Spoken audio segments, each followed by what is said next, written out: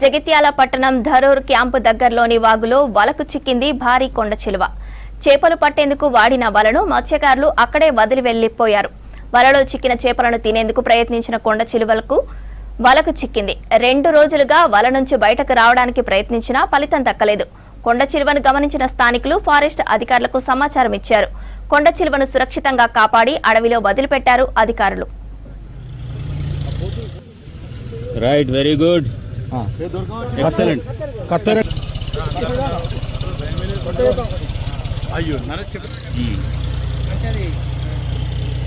2 metre అన్న కొద్దిగా blade అయినా ₹1 బ్లేడ్ ఉంటుంది. ఇక్కడ తట్టుకున్నాయి కొద్దిగా ఇబ్బంది అయితే మళ్ళీ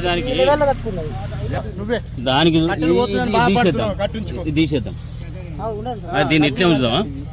ఇట్లా ఉంచుదామా? కొద్దిగా బరువు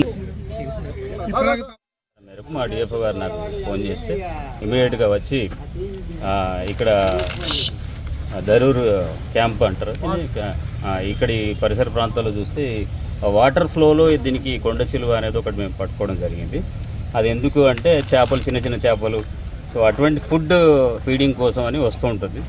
సో జనరల్గా దాని హార్మ్ఫుల్ ఏం కాదు, బట్ ఏంటంటే అది బురద నీళ్ళల్లో అట్లాంటి పరిసర ప్రాంతాల్లో తిరుగుతుంది కాబట్టి మేము దాన్ని క్యాప్చర్ చేయడం జరిగింది. మళ్ళీ సేమ్ న్యాచురల్ ఫారెస్ట్లో మేము వదిలివేయడం జరుగుతుంది. సో దానివల్ల ఏం హార్మ్ఫుల్ ఏం కాదు. ఇది ఒక 2 మీటర్స్ పొడవు అప్రాక్సిమేట్గా ఉంది, 2 మీటర్ల పొడవు ఉంది. సో దానివల్ల ఏం ఇబ్బంది ఏం లేదు. మేము క్యాప్చర్ చేసాం.